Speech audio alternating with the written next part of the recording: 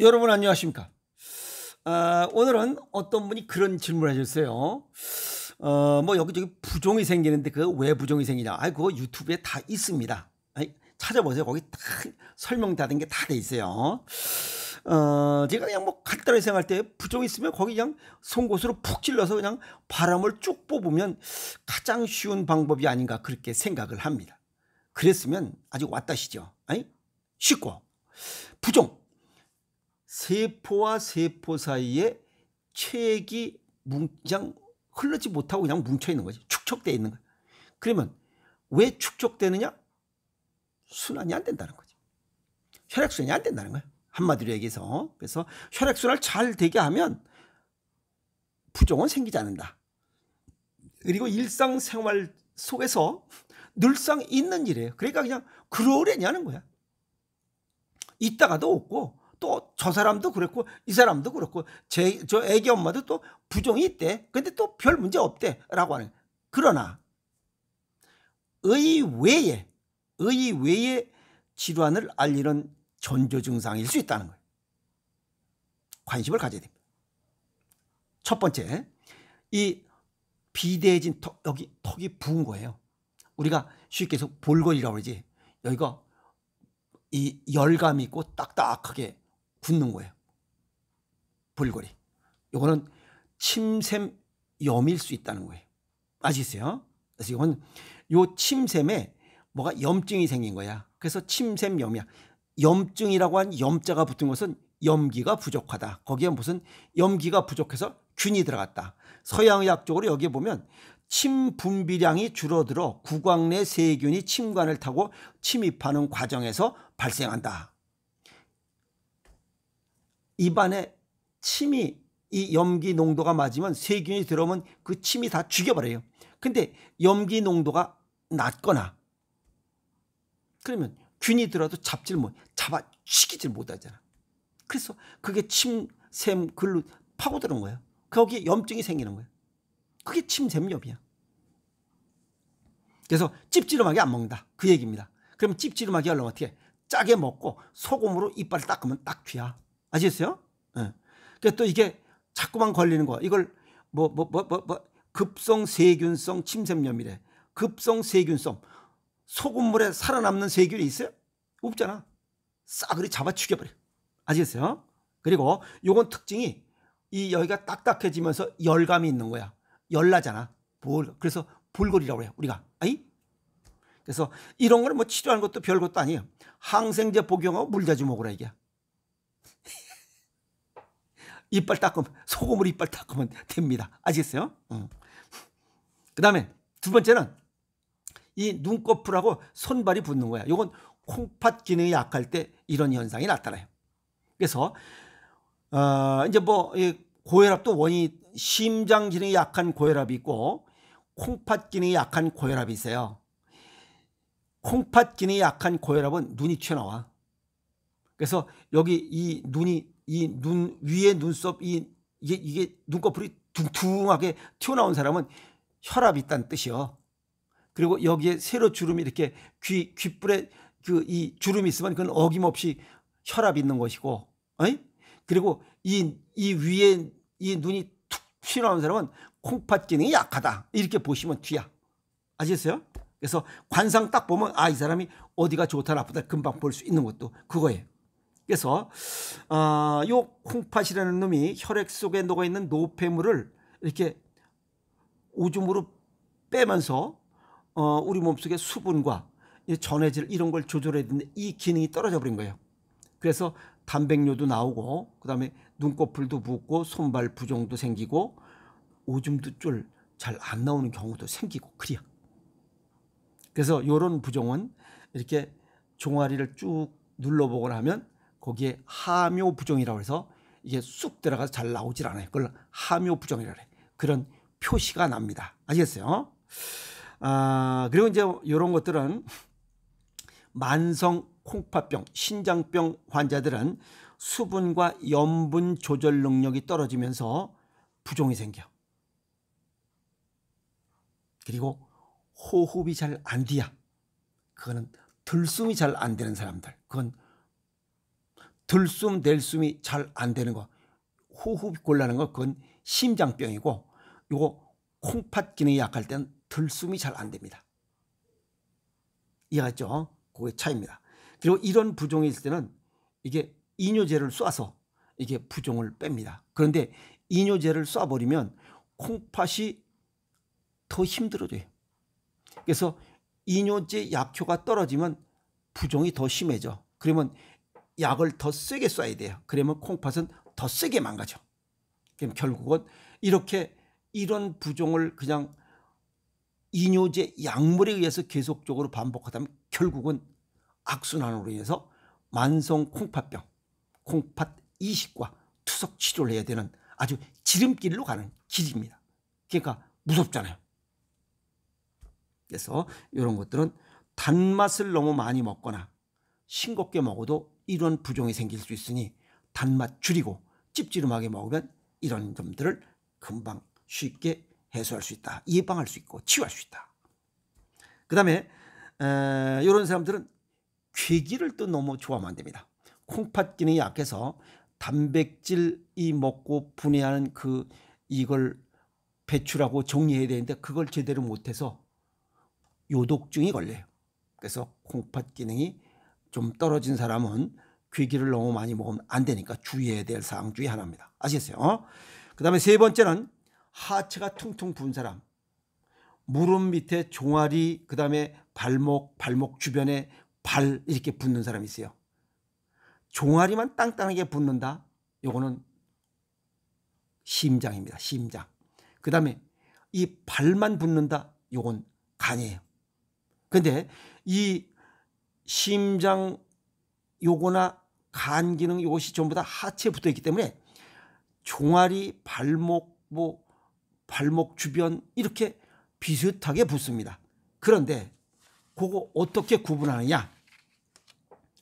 심장 기능 부전, 심부전인 경우는 종아리, 발목 주변 붙는데 조금만 움직여도 숨이 가쁩니다. 계단 오를 때 숨이 가쁘듯이 조금만 움직여도 숨이 가쁘다. 부종이 있으면서 종아리 부종이 있으면서 숨이 가쁘다. 그건 심부전이야. 심장 기능이 제대로 못할 때 나타나는 증상이고, 그 다음에 간 기능이 약해서 요거 하나. 심부전 이 부종은 체중이 그냥 급격히 증가합니다. 일주일 사이에 한 2kg 정도 증가한다. 그럼 역시 그것도 심부전에 의한 부종이다. 이렇게 보시고, 또 양쪽 다리가 있는데 한쪽만 부종이 생기는 경우가 있어요. 종아리에. 그거 혈전증에 의한 부종이야. 이거 심장 기능, 심부전에 의한 부종이다. 이렇게 보시면 됩니다. 쉽게 이해갔죠? 자, 그 다음에 간 질환에 의한 부종. 이거 역시 이 종아리 부종도 생길 수 있고 발목, 그 다음에 발목 주변, 그 다음에 발 전체가 붓는 거. 발 전체가 붓는 게 더 많습니다. 아시겠어요? 그래서 양말 신고 막 이러면 그 붓는 거. 이거는 간 기능이 약할 때입니다. 그래서 간경화, 간경변이라 그러죠. 이런 거 있을 때는 복수가 차면서 부종이 생겨. 여기는 숨이 가쁘면서 부종이 생기고 종아리 밑에 부종. 아시겠어요? 차이 나잖아요. 그래서 구분하셔가지고 복수가 차면서 부종이 생기는 것은 간경화고, 그 다음에 숨이 가쁘면서 이 종아리 밑에 부종은 이건 심부종이다. 이렇게 식별을 하시면 되고, 그 다음에 네 번째는 전신이 부는 거예요. 이건 갑상샘 기능 저하증. 갑상샘 기능 저하증은 어쨌든 요 앞으로 나란히 해서 여기다 종이 한 장을 올리면 이게 끝이 또르륵 떨립니다. 이거 갑상샘 기능 저하증. 아시겠어요? 그렇게 식별하시면 되고, 요거는 신체 대사를 관장하는 갑상샘 호르몬과 칼시토닌을 생성하고 내보내는 역할을 해야 되는데 이게 제 기능을 못하는 거야. 그러니까 순환이 잘 안 되는 거예요. 그래서 갑상샘 기능 호르몬이 잘 분비되지 않아. 너무 많이 과하게 분비되는 것은 갑상샘 기능 항진증, 그것도 바짝 말라요. 이건 갑상샘 호르몬 분비가 잘 안 되는 것이야. 그래서 잘 생성되지 않으면 어떤 문제가 생기냐? 혈중 콜레스테롤 수치가 오릅니다. 뭐 건강 검진했을 때 갑자기 이런 수치가 올랐다 그러는 갑상샘 기능 저하증이에요. 그 다음에 지방이 축적되면서 부종이 동반돼요. 특이한 것은 입맛이 별로 없는데도 살이 퉁퉁하게 찐다는 겁니다. 아시겠어요? 그리고 이제 특이한 것은 이렇게 살이 퉁퉁하게 찌면서 부종이 생겼을 때 아까 그 콩팥 기능이 약했을 때는 하묘 부종 눌렀을 때 그 부종 이 손자국이 나는데 요거는 갑상샘 기능 저하증은 눌러도 하묘 부종 흔적이 남지 않습니다. 그게 차이입니다. 이해가 있죠? 자, 그러면 동양의학적 소견을 정리하면 부종, 아침에 부종이 생겼다가 낮에 활동할 때는 부종이 없었는데 그건 큰 걱정할 필요 없어요. 왜? 저녁에 과식을 했거나 또 득지근한 걸 좀 더 먹었을 경우에 이런 부종이 생기고 또 이 에너지가 다 소비되는 이제 오전에 활동하고 오후에 활동하니까 다 없어진다. 이렇게 된 큰 걱정 안 해도 됩니다. 그건 일시적 부종이기 때문에 큰 걱정하지 않아도 됩니다. 그리고 지금 얘기했던 이 분야별 부종은 이제 원인을 잘 찾았잖아. 그래서 이걸 그냥 놔두면 다른 합병증을 부른다. 지금 이런 문제가 발생한 것은 그냥 하루아침에 생긴 거 아니에요. 이건 약 8년에서 10년 정도 그 해당 장기의 기능 저하로 인해서 이런 현상이 누적됐다 나타나는 겁니다. 하루아침에 되는 거 아니에요. 아시겠어요? 그래서 약 8년에서 10년 정도 서서히 기능이 저하돼서 지금 현상이 나타난 것이니만큼 관심을 갖고 이 치료를 해라는 겁니다. 원인을 찾았으니 치료를 하라는 거야. 아시겠어요? 예를 들어서 그 턱 및 이 침샘 부종, 요거는 콩팥이 관이에요. 그래서 단맛을 너무 많이 먹고 싱겁게 먹으면 이런 현상이 나타나. 그럼 단맛을 줄이고 짠맛을 먹으면 되는 거 아니야. 침샘은 여기 입안에 있는 거니까 양치질하면 돼야. 양치질하는 습관만 가지면 침샘 부종은 아예 볼거리 생기지도 않아. 있는 것도 다 없어져. 아시겠어요? 그 다음에 눈꺼풀 손발 부종, 요거 신장 기능이 약한 거야. 요거 수없이 얘기했어. 쓰고 달고 차갑고 싱겁게 먹으면 콩팥 기능 망가져서 다양한 병 생긴다고. 그래서 쓰고 달고 차갑고 싱겁게 먹는 거 좀 주의하고 매콤하고 찝찝하게 먹으면 이 부종 콩팥 기능이 좋아져서 눈꺼풀 부종이나 무시 이런 게 생기질 않아.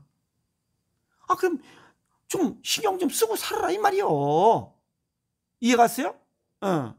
그 다음에 하체 부종, 요거 종아리만 붙는 것은 신부전이고, 그죠? 발등만 붙는 것은 이 간이야. 그러니까 이런 걸 딱 보고 요건 요거다. 아주 쉽게 지금 여기 서양의학적으로 신부전은 숨이 가쁘고 움직이면 숨이 가쁜 종아리 밑에 부종, 숨이 가쁜 것이고, 그 다음에 복수가 차면서 부종이 생긴가? 이건 간경화야. 그러면 이게 달라지는 거야. 그럼 이걸 어떻게 고치느냐? 약을 먹으면 반드시 콩팥과 간은 망가진다고 그랬잖아요. 여기 아까 이 눈꺼풀 부종과 손발 부종에 이뇨제 쏴서 치료한다고 했잖아요. 그럼 결국 자꾸만 쏘고 또 붓고 약효 떨어지면 또 붓고 이렇게 해서 결국 맨 마지막에는 신장 이식과 투석밖에 없다. 그건 잘못된 거지.